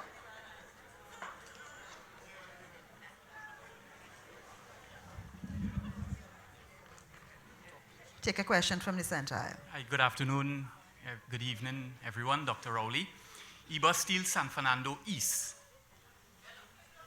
Earlier on today, I listened attentively to the post-cabinet conference that you would have hosted. And I am of the view some things are just better left unsaid. That event, as you correctly mentioned, was a government occasion, meeting, function, etc. And you made a comment to the effect that you were elected to fix the problem and you were not elected to be re-elected. As a financial party member tonight in a party meeting, I don't think that that would be the right phrase or sentence to use. Because you did say that you would address party matters later. So that's my concern. Okay, let me tell you what that means. When you get elected, you're elected for a period of time. The understanding is that during that period of time, you will treat with the issues of the nation during that time.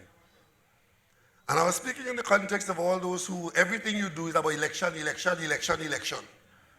The election will come when the election is due, which is at the end of your term, and at that time, what you have done during the term would be adjudicated upon, and then you are in a situation as to whether you're going to be elected or re-elected or not elected.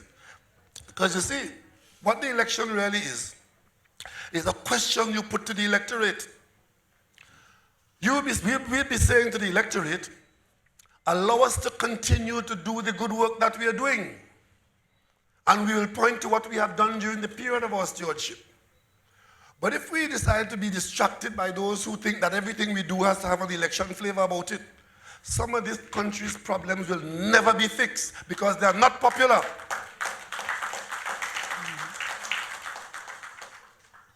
Some of you are too young to know when the PAYE, pay as you earn, was introduced in this country.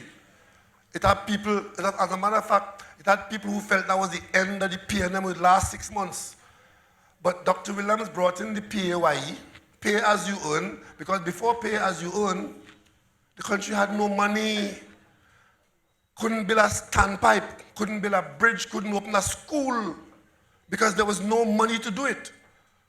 But Dr. Williams said, with Mr. Robinson as Minister of Finance, if each person pay a little bit of their earnings to the national pot of the exchequer, the country will have money to do the things that have to be done.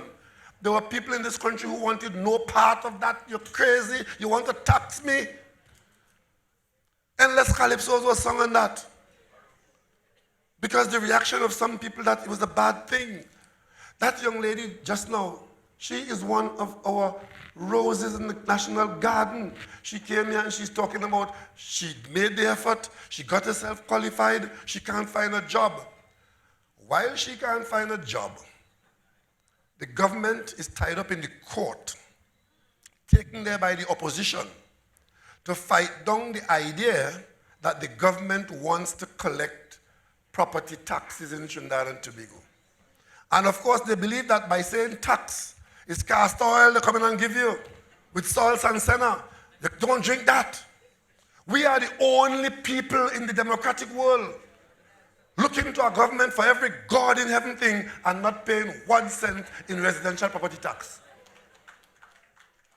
Even at a time when the national budget has lost $20 billion a year from a collapse in the oil and gas price and volume in production, there are people in this country who made it their business to tie up the property tax in the court so that the government will not get the revenue, probably to do something that will give those young people a job. You know how much money we lost as a result of that? And let me tell you, I'm saying we lost. When Kamala Prasad Bisesa and the UNC was in office, they got into office and axed the tax. Remember that? Axed the tax, man. Prakash Ramada in front. And the COP living large on the UNC vomit. They're out there, and they came into office, and they kept their word on that. They gave an amnesty on property tax. Meaning, the law is there, we passed the law in the parliament, you are liable to pay that annual small tax on your property, but the government is a gimme government. Do amnesty. The last thing they did before they came out of office in 2015 was to end the amnesty. Minister Larry Hawaii, as Minister of Finance in the last budget, specifically said that the amnesty ends, meaning that from 2016, you will begin to pay the tax again. That was their way of handling it. They lost the election. In comes the PNM. The tax is due. We put things in place to collect the tax. Many of you were lining up on the pavement to pay a tax because it's a fair and reasonable tax. I was paying that tax since I was 17 years old. $1.44 for my grandfather's land in Tobago that he gave me. And I always knew that if I didn't pay that $1.44, I could lose it. They come and tell you, government will take away your house, take away your land, or whatever, whatever. The bottom line is, the property tax has now been tied up in the court as a result of being taken there for adjudication by the UNC. We have been losing about $500 million a year in that tax. After 4 years now, that is how much? $2 billion on a tax that you would have hardly noticed.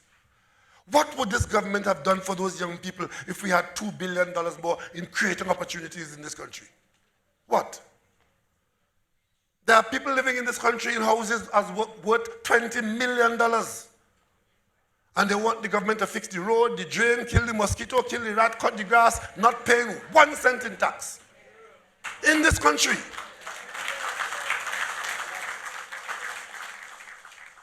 And of course, while that is a fact, as they're talking about election, the person responsible for that, Mrs. Kamala Prasad Bisesa, is telling you, I will create 50,000 jobs. I will create extra.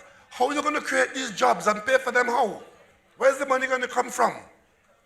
Unless, of course, you bring back what you've taken already. But we are now saying, we will know where it will come from.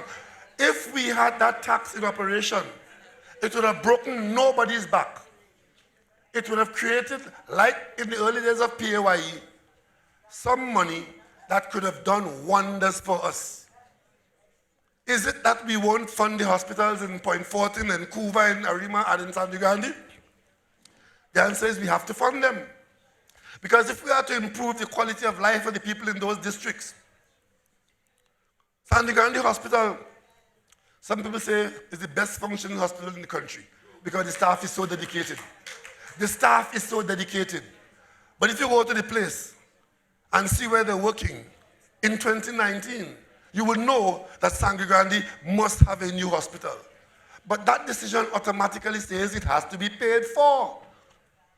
And even though we build the hospital with a loan, as you could do and pay for it over time, once you hire the staff, you can't pay the salaries over time. You're going to pay it every month. And if we are going to develop the country, we have to find money to make sure that these bits of infrastructure, whether it's roadway, port, hospital, school, they are funded, and the people who operate them, that they're funded as well. So on the revenue side of this country, we need to make sure that whatever revenue is collectible is collected.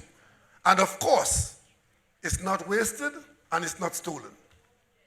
They all go together. And if we do that, this country is going to be a very happy place. And we are, in fact, a better place than many places. And if you don't believe me, just open the door to Trinidad and Tobago and leave it open and unattended. And you'll see how much people from all about want to be in Trinidad and Tobago. I am not saying that we should not be critical of our shortcomings because we have to identify and diagnose in order to treat. But let us not only focus on the negatives of this country. Our positives are superlative. Just look at us in the wider scheme of things.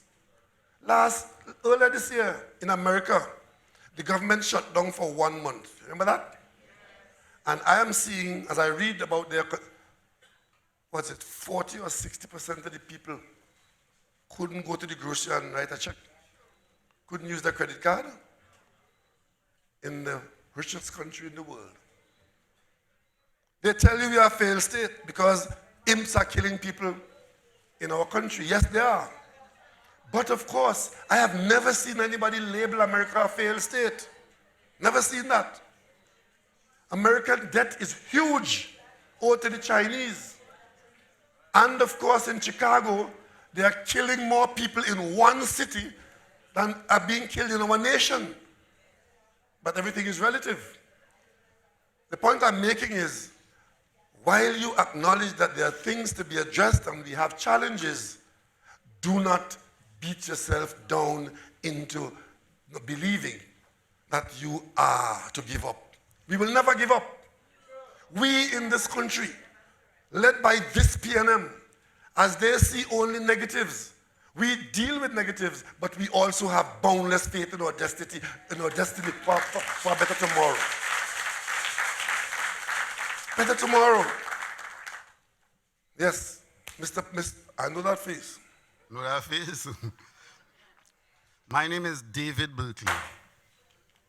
I want to congratulate you, Prime Minister, and my political leader for the manner in which you handled the matter.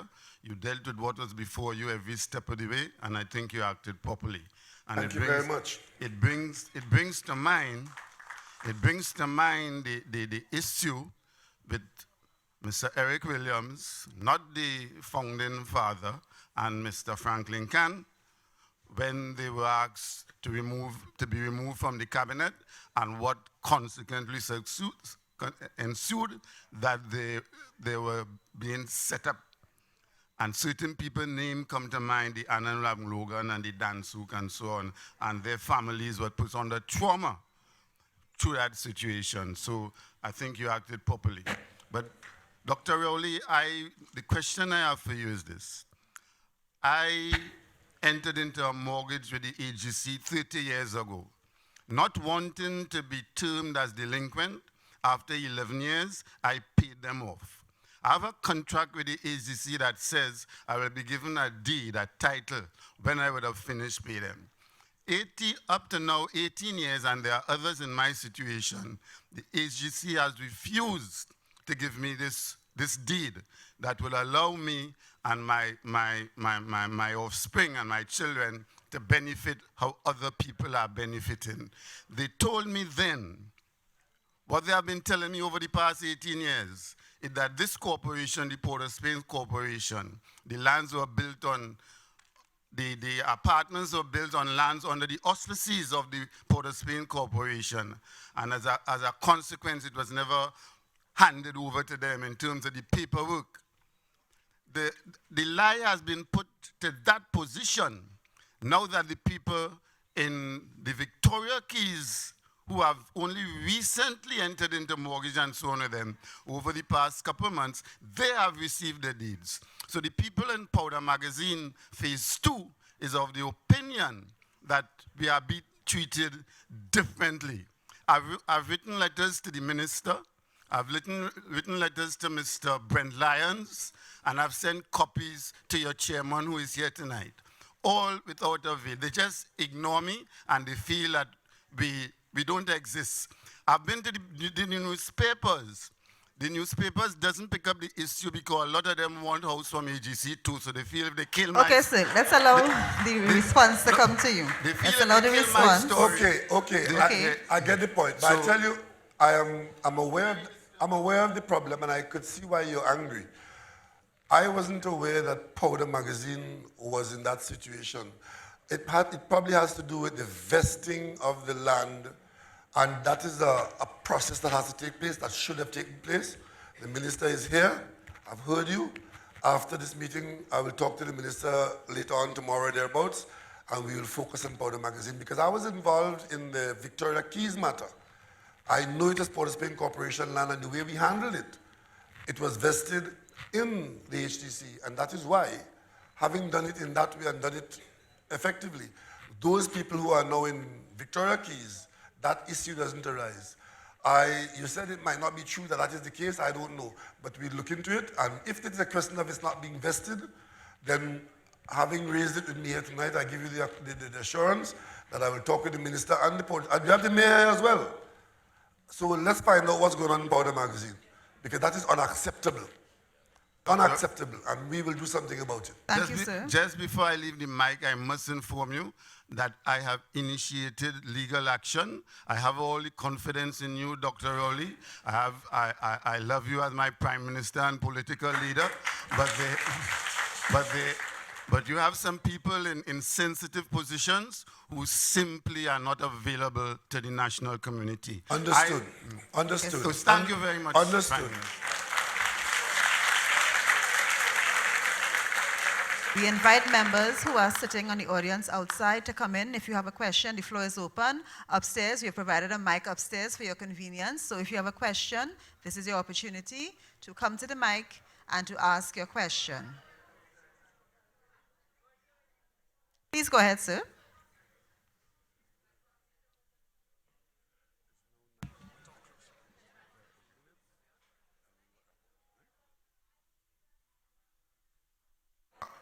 Honorable Prime Minister, PNM members all, good night. My name is Patrick Bino. I'm a long-standing follow-on member of the PNM since 1956. Don't look at me so far, I'm 77 years old. So I've been around the PNM for quite a long time. But I'd like to make an observation in terms of what has been happening with the PNM and in terms of what our Prime Minister has said here tonight. The PNM is 63 years old. And of those 63 years, 30 years we were never beaten by any other political party. 30 years. Why? Think about that question. I've thought about it many times.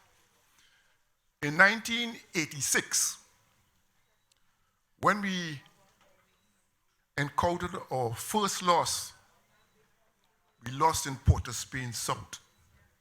Of the 63 years that the PNM has been around, Port of Spain South has always remained PNM for 58 years, unbeaten. Now, we have a situation where events are occurring with our Member of Parliament for Port of Spain South. Put that in perspective. Is there a possibility that they want to win Port of Spain South? How do they go about doing it? In 86, when we lost because of Sachi and Sachi back in the NAR and discovering how to approach to defeat the PNM. In that time, I was the delegate for Port of Spain South, covering from St. Vincent Street right down to Bonds Road with Joan Wharton Lake. And we covered that whole territory before the election and felt we had the election down pat for Port of Spain South because we never lost it before. On the Sunday night before the election, we happened to be walking around by Astor Theatre, at that time now a church, and we noticed a massive crowd inside of Astor Theatre. And cars parked all over Tregrit Road to Rice Road, all about, only to find out that it was Dinar. The first time we knew in Port of Spain South that they were a threat. We didn't know before. And then election came and we lost Port of Spain South. And we lost the election. You were the campaign manager? At that time, I was the delegate for Port of Spain South. And you didn't know that NAR?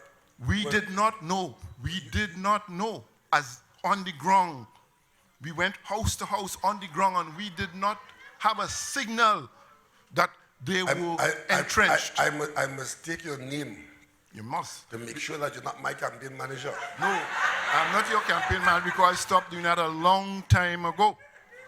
Because you don't need to take my name. Because if you check the records of the PNM, you will see, they will have the records, you will see that Patrick Manning was elected based on my first deliberation on the floor. Really? Yes, check it, you will see. Okay, okay. So my point is that you could be doing your work on the ground and they're doing their work, but they're underground. Same with Cambridge Analytica, underground. So we have to be, as at the point I rose to speak about, is that from the underground, we have to be looking on. because that is why since 86 we win every other year or now and then. And we get back in power and we cannot get back a straight run like the first 30 years. And so my point that I'm trying to make is that as a party, we need to have some more intelligence to find out what's happening to the party on the ground from the opposition and what they're trying to do to mash us up. That's the point.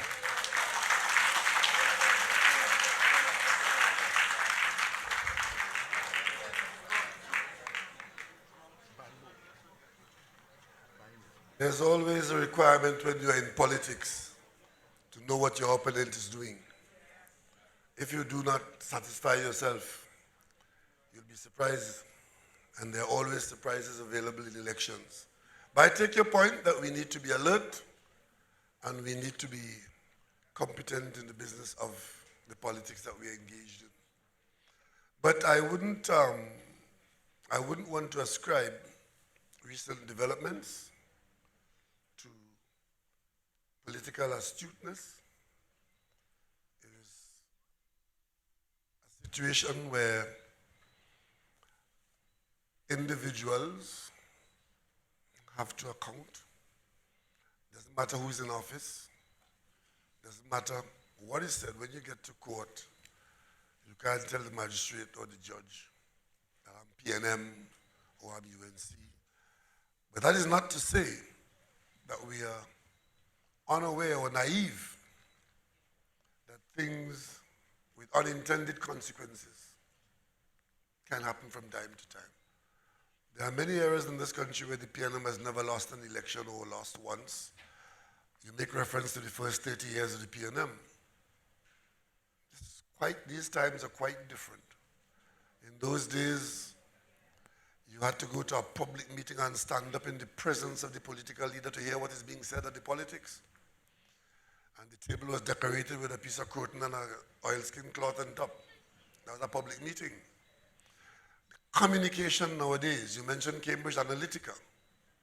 The communication in 2019 is light years ahead of what was in 30 years ago. And more importantly, whatever you say or do now is available to the world instantaneously. And that is why a lie being fed into that stream, long before you know what it is, it has infected the population. And if you're not careful, you spend half of your time responding to lies that have been put there for a purpose. So I understand what you're saying, and we are alert to it. So we'll take what will be our last question for the evening. Last night, everyone. Two problems or two things I'd like to get answers on. Mark Griffith, from Shafford Courts. We're having some issues with the maintenance and the upkeep of the buildings at Shafford Courts. We have leaks and different things. We have had meetings with the councillor who is working very hard in trying to get HDC to rectify the problems. We have a lot of elderly people. We have no access for people that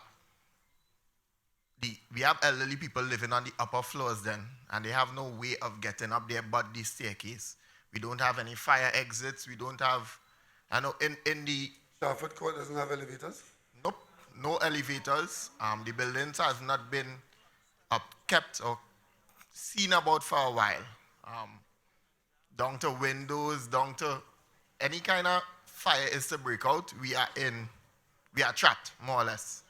There's no back entrance, there's nothing like that. So we'd like HDC, again, the councillor has been working with it, has been trying her best to get HDC to come in and deal with the issues. We are not seeing anything from it.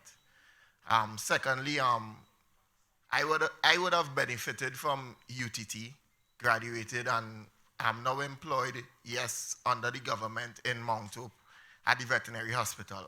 What are you doing there? Veterinary technician at the vet hospital. The problem is in trying to get loans or anything like that, because my position is not fixed or is under contract, 1-year contracts, you're having some issues with getting loans or getting even if I try to benefit or to put things in place for my family, I can't do that at this point in time. They're saying that it has to go to cabinet first to fill the positions because it's under the government. So just want to know when that could be done or if it could be looked into. Like I've been there for 6 years now, and it's only 1 year, that kind of stuff. And of course, the cabinet has been, 6 years, and it's going to the cabinet. Years before, yeah. So we just like to do for answers to those things and to see how best we could. Well, we have a lot of those things throughout the system, and we try our best to see how. I understand what you're saying. 6 years in a temporary job, you're stymied, you can't get a loan, you can't plan your life. But one also, again, it all boils down to making sure that if you're contracted in the long term, that there's money there to pay you. But 6 years going to cabinet sounds to me like the cabinet is being given a bum rap. But the point you made earlier on about the condition of Sharford Court, there was a time when those public buildings were being built without fire escapes. And we had that horrible fire in Chumaka, which resulted in us having to look again and put in fire escapes on some of those buildings. So that is something that we need to prioritize because, as he said, in the event of an unfortunate development of a fire on a lower floor, people are going to be trapped in that building. And it costs a lot of money. But more importantly, he mentioned the absence of an elevator. Of course, if it can be done engineeringly to put an elevator in there. But if we go there to put an elevator, it will disrupt people. And of course, the very said people who you might be trying to help would be in the forefront of not cooperating with it. That's one of the possibilities. But it's something that we have to look into because those buildings have now, how many stories are they? 8 stories? Nowadays we won't build a building like that without elevators and without fire escape. So there needs to be some retrofitting, and as we find the means, we will try to see how these lives can be put in less danger. Ladies and gentlemen, we've had a full night of education, information, and conversation. And at this time, I invite the Prime Minister to make his closing remarks. Well, before we leave, let me just say to you, and particularly those of you at home who have been with us on the airwaves, thank you very much for paying attention. And those of you who are here in person, I want to very sincerely thank you for coming and creating the ambience in which you have created here to allow me to speak to you, and by extension, the national community on these issues of national interest. We have to maintain our civility, we have to maintain our principles, and we have to always be cognizant that we have a country to build. This country is not without some severe problems. The solutions are, in many instances, not painless. But for a long time, we have allowed some of these problems to go unattended or not prioritized. And for a significant period of time, we have been living with certain kinds of cultural developments which we believe are our portion.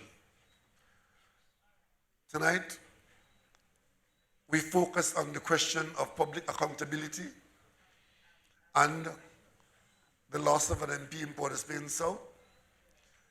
But we were able to point to the fact that all is not lost. The better way of dealing with public issues of accountability can now be anticipated and realized. What you have been expecting to happen because of the changes that we have been making and because of the commitment to good governance and to improving our national circumstance, we are in a time when you will see more and more of what you've seen last week. If there are people who end up on the wrong side of the law, such persons have a better chance now of being held accountable. We have passed anti-gang legislation. We have passed the Bail Act. We have passed Explain Your Wealth. We have passed FACTA. We have improved our courts, and we are improving our courts. We are digitizing our records. Very soon, as you drive along the road, there'll be cameras. If you break the light, a picture will be taken and you'll get your ticket in the mail. We have just placed an order for, I think it's 75 or 85 million dollars worth of CCTV cameras, which will allow us to take pictures around this country. And we are changing the law to make camera evidence acceptable in court.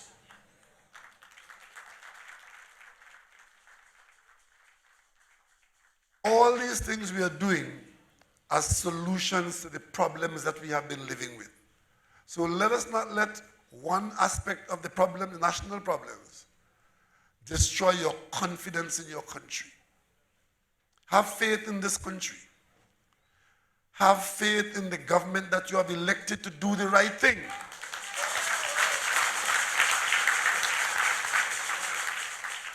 And at the end of the day, let us all try to be counted on that side of the group of people that I've just mentioned earlier this evening. That large body of people who are decent, right-thinking, law-abiding citizens. Let us all try to be that, and all will be well. Thank you very much.